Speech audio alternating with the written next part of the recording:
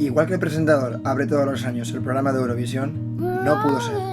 Con cara de circunstancias se quedó a la grada después de este nuevo tropiezo el sábado en el Fortín de la Universidad Politécnica 1-3 ante Almoradí.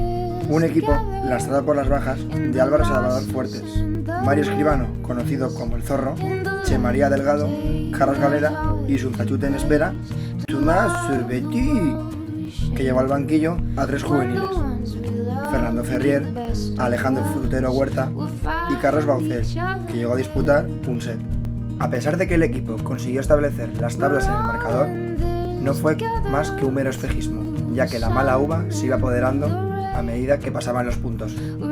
Y es que no bastó la gran actuación de Álvaro Villalba, acompañado de los centrales Freddy Valencia y Kevin Banacloche, apodado el Fantoche, debido a esas salidas nocturnas tan siempre comentadas.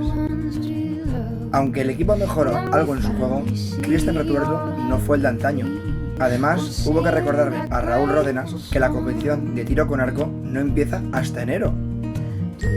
Con este panorama, no se descartaría un leve sondeo en el mercado invernal, con la esperanza de revertir una situación que debe de empezar a cambiar este domingo contra el FC Barcelona.